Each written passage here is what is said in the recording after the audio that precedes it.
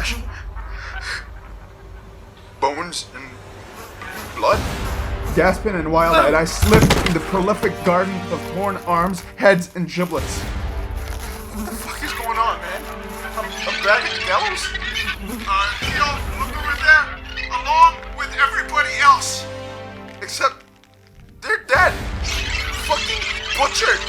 Clothes and shattered skeletons are poking out from mounds of mace. Deep pools of scarlet encircling all of them. Fuck, man, there are well over 100 shredded corpses here, man. If we weren't in the middle of the city, I'd say these poor bastards were savaged by animals, man. Herds of wild fucking animals. I feel like I'm gonna throw up. As I raise my hand to my face, I realize it's all over me. I'm covered with bits of shattered bone fragments and flesh. What the fuck? I scream through a mouthful of vomit, but stop when I realize something coiled around my neck. What the fuck is this? I desperately try to tear the pink snake coiled around my throat. I realize what it is. Intestines, man. Rancid human intestines. You have 5 seconds! Get down on the ground or we shoot! Oh, thank fuck. Please. I'm surrounded by dozens of blue riflemen. I swerve around frantically, looking for whoever caused this. Fucking whatever caused this. 3! I'm trying to clear the area, hoping I don't get caught up in the lead storm that's about to follow. 2! But the way their guns are following me stops me dead in my tracks. Theo? I think they mean you. Get down on the ground or we shoot! Fuck that. Get on the ground. Hey, you've got the wrong guy. You've got... Oh God. Are those? Oh God. Oh God. The executioner and his guards are hanging from the gallows. But the noose around their necks isn't made of rope. It is their own fucking guts. What the fuck is going on?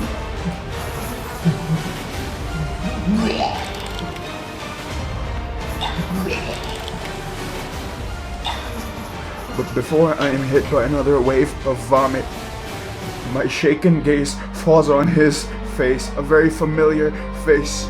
The guy with the beard, the guy from the coffee shop, the one who was stalking Amy and me? Why the fuck is he here? Why the fuck is he playing dead? He's alive? Fuck yeah, he's alive. I just saw him spit out one of the 1,000 flies swarming around his face. That motherfucker's still alive. He's the only one who's alive. I fall to my knees. Before I know it, 5 men cuff me and put a bag over my head. I feel a metal leash snap around my neck. You will not speak. You will not ask questions. You will only walk. Sir, it is that guy. I said you will not speak. You will not ask questions. You will only walk. You dumb motherfucker. The guy behind me. Fucking you, get up.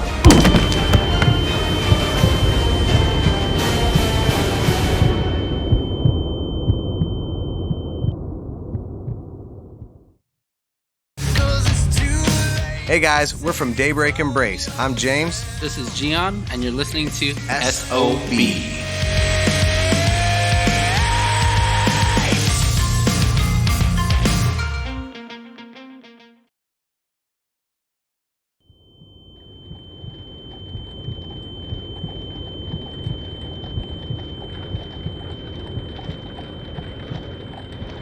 I wake up in a small wooden room.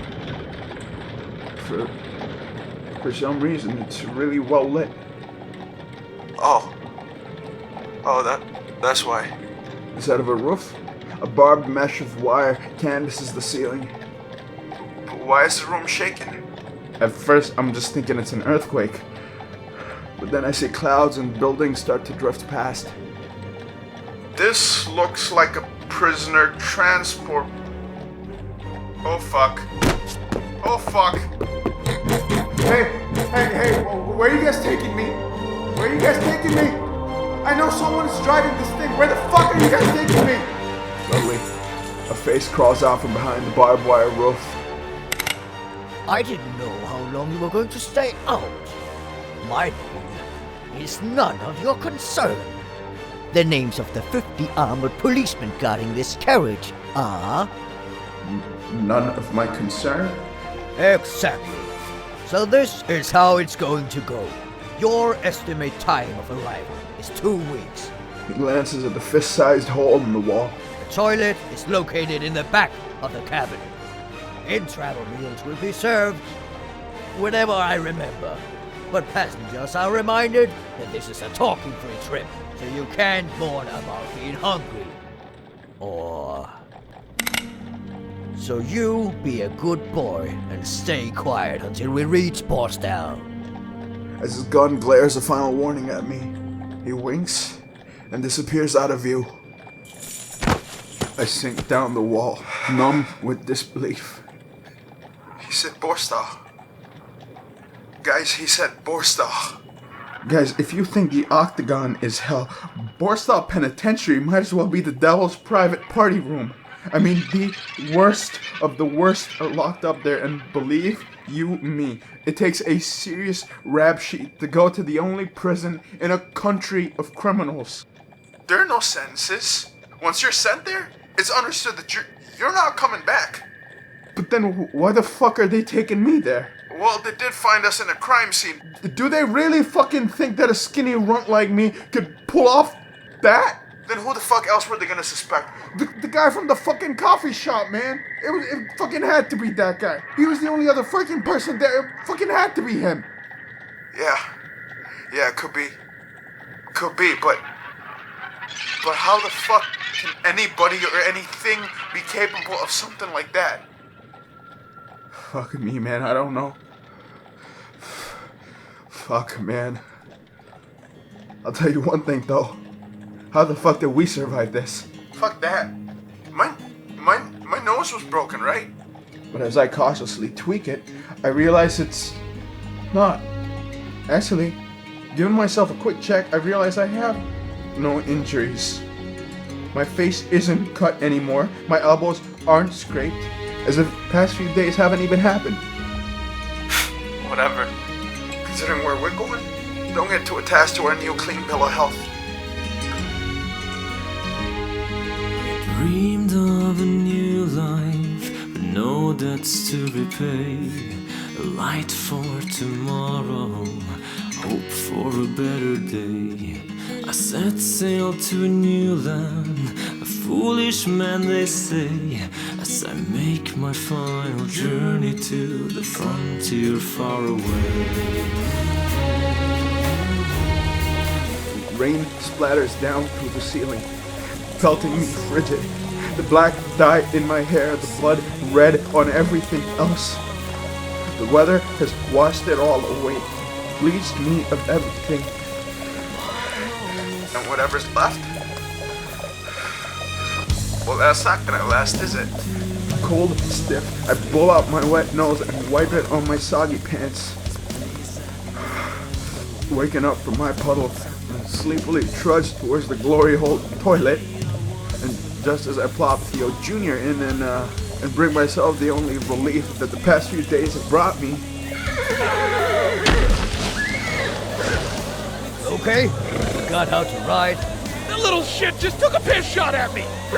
Again! And why do you keep riding alongside the crab trap? Just admit you wanted a good look.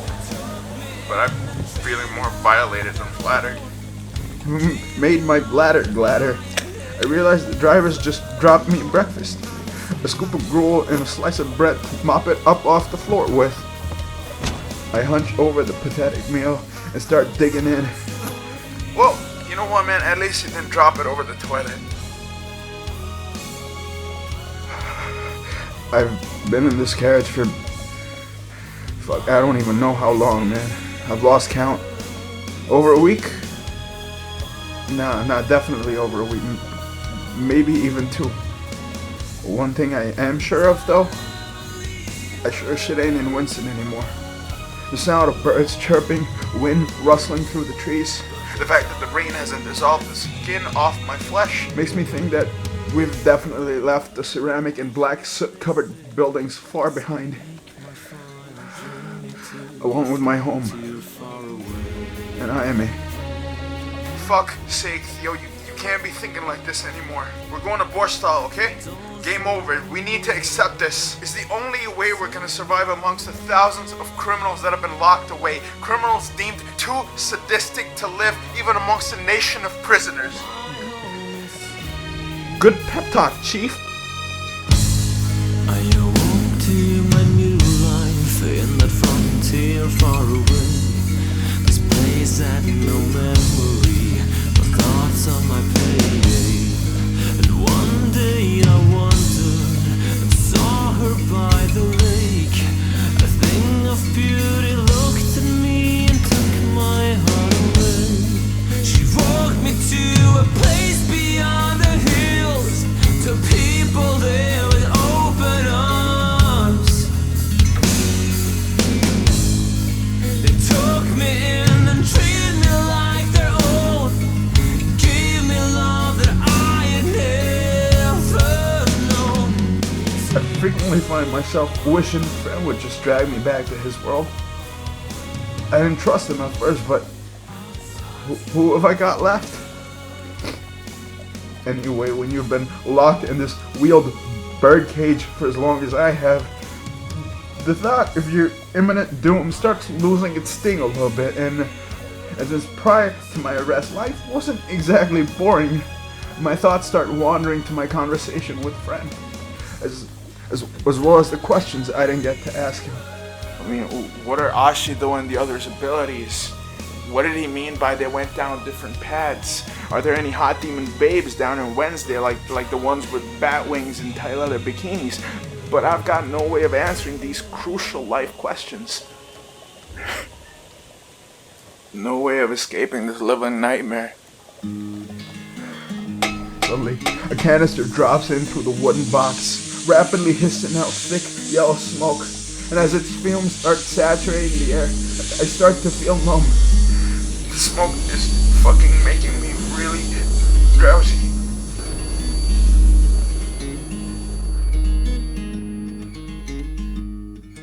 I went to the frontier, it seemed so long ago. I dreamed of a new life, but found my real home. And as we lay here, our spirit at peace, destiny carries us away with release.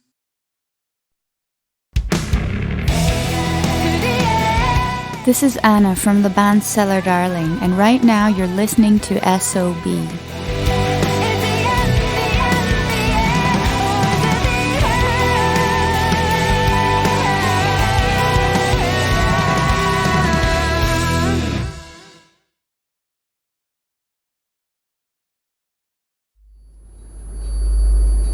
Here, convict.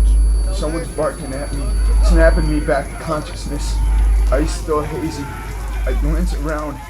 I'm no longer in the prisoner transport carriage, but rather walled in by several dozen heavily armed guardsmen. Aside from the leather muzzle fastened across my face, my limbs and neck are also shackled together. Fucking kinda overdoing it, maybe? Yeah, but then again, considering what we're accused of, maybe not too left field. Move! You will not speak. You will not ask questions. You will only walk. Pulled down by the immense weight of my restraints, I slowly trudge forward. Faster! The guard behind me snaps, but the sight before me screams the opposite. Because there it lies. Warsaw Penitentiary. Peering over the edge of a massive canyon, I finally understand why no one has ever escaped this prison.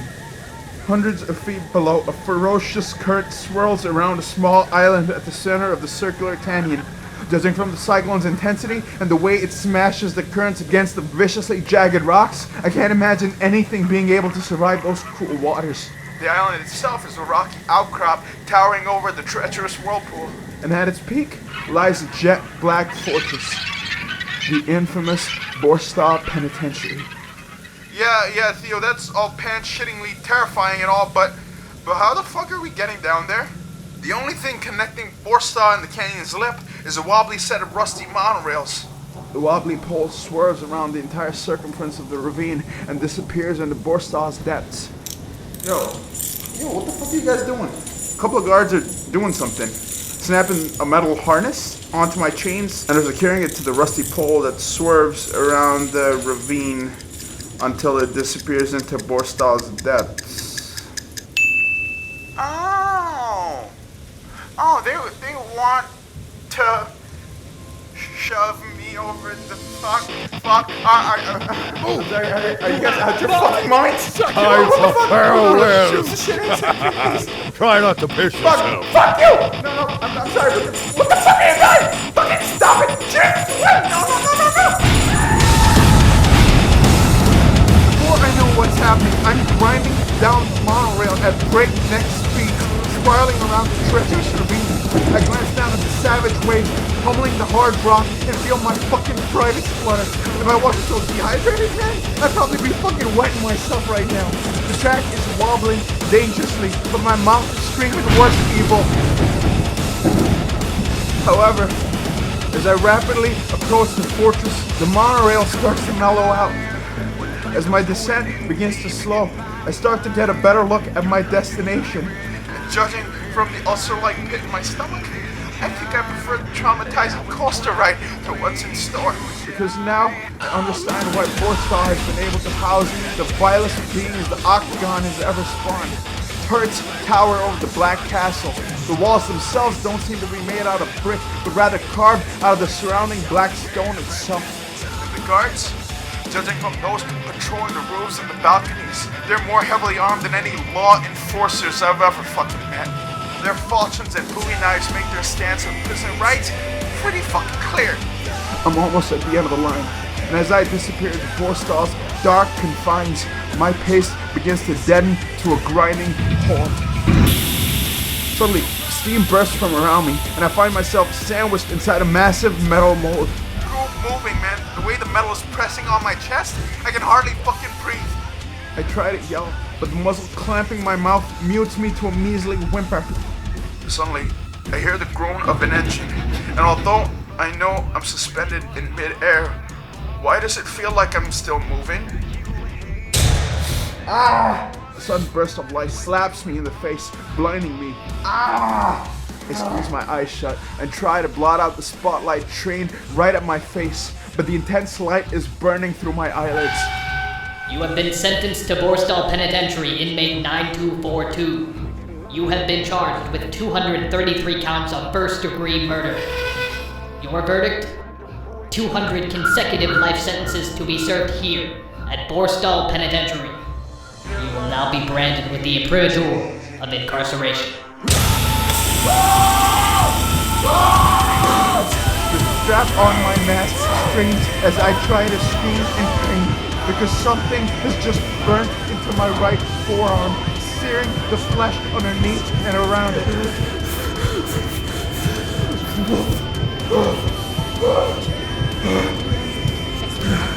Mechanical voice carries on, saying some shit, but does its owner really think I give a flying fuck after it just scored my arm?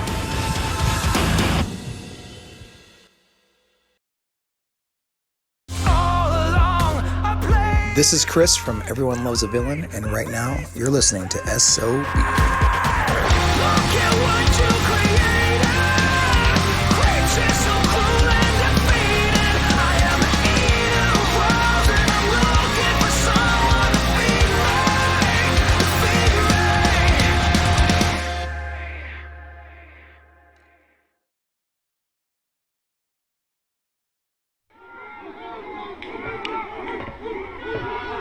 I sullenly follow the prison guard leading me to my new cell.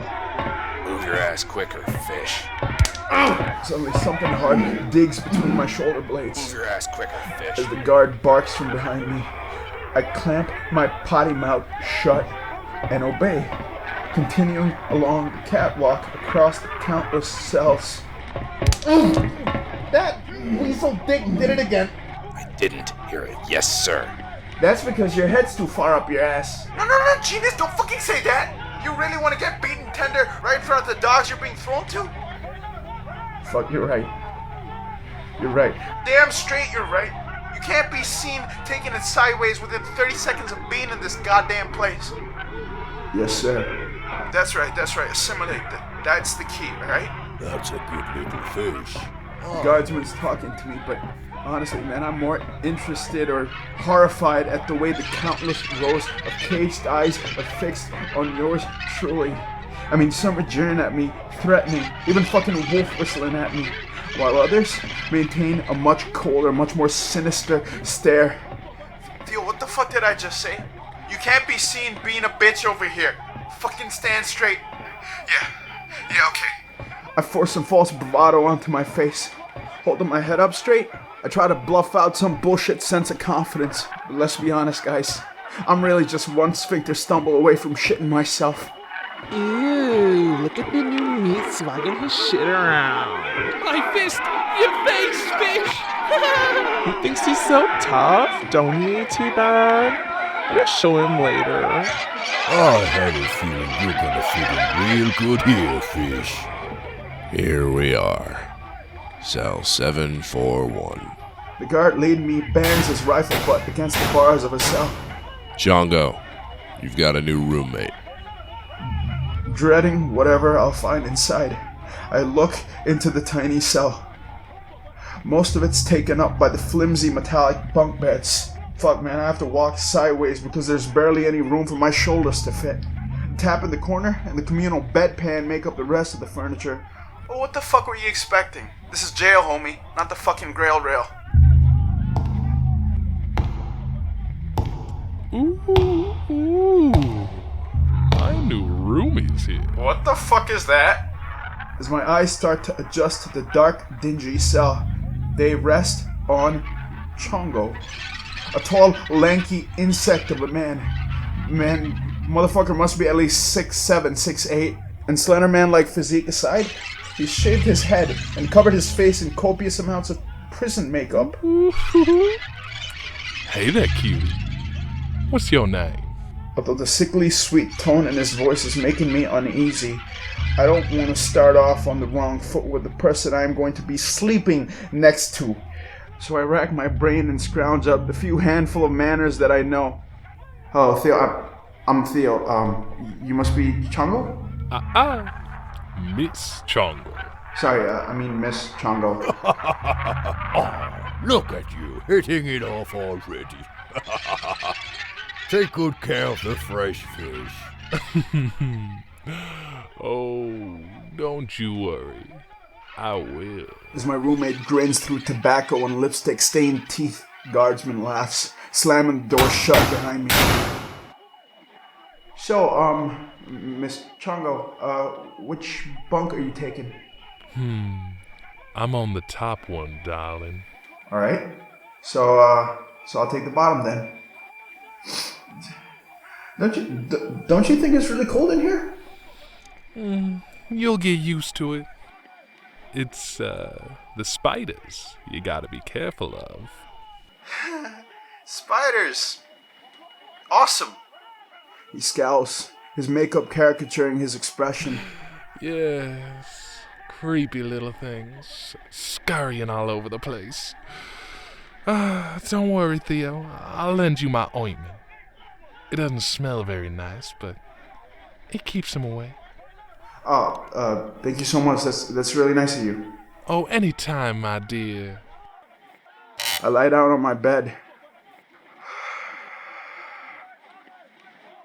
I'm hating this place even more with each second. But, you know what, man? Chongo actually seems like kind of a sweetheart. I'm gonna say he's not the prettiest man I've ever seen, but then again, I've never really been much of a looker anyway, so I guess we fit.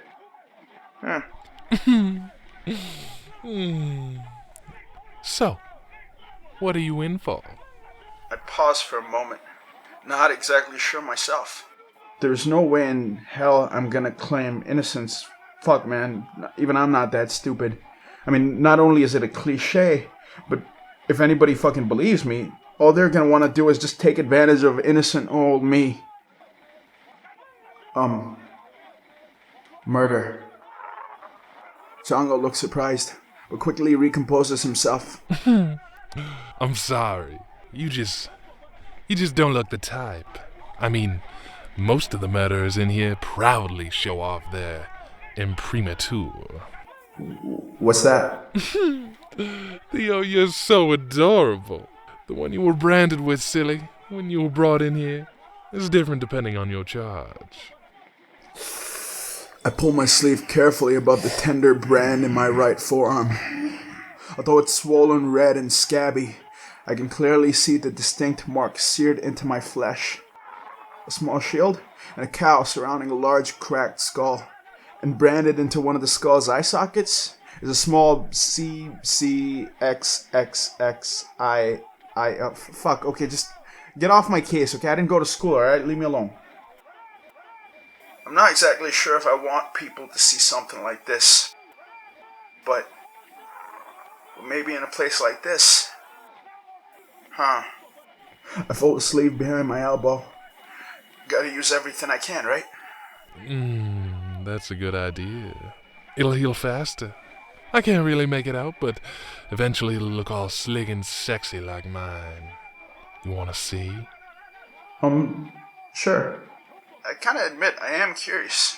So I sit up as Chongo proudly holds up his right forearm. It's also a skull, but it's surrounded by little chicks and bones. XV is etched underneath. Do you know what it means? You're a pirate?